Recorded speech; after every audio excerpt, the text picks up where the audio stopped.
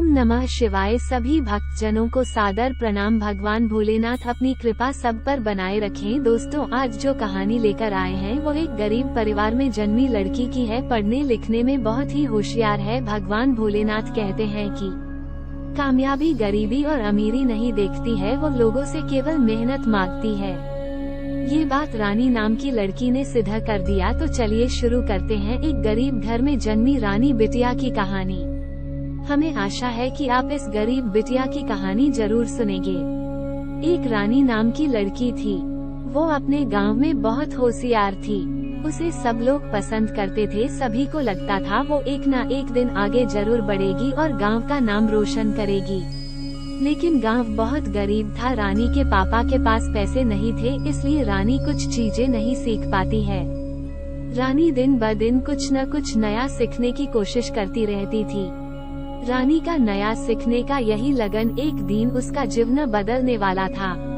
एक दिन स्कूल में निबंध स्पर्धा हुई, जिसमें रानी ने भी हिस्सा लिया था।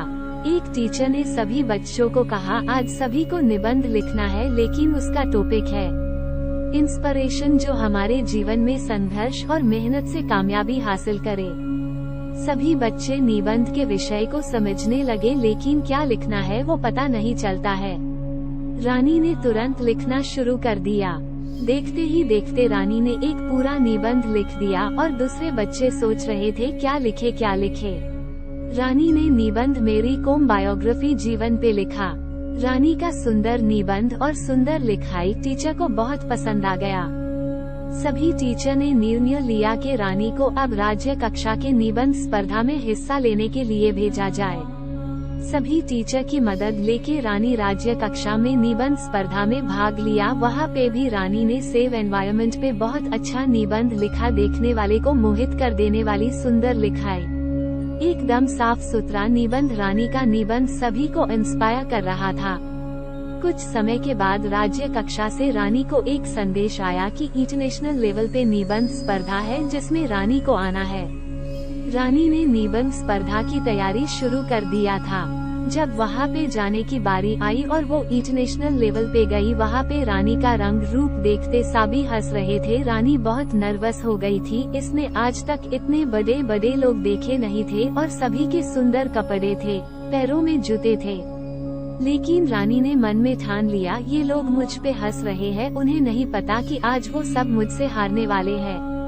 जब निबंध स्पर्धा शुरू हुई, रानी को एक विषय मिला जिसमें पीवी सिंधु बायोग्राफी लिखना था।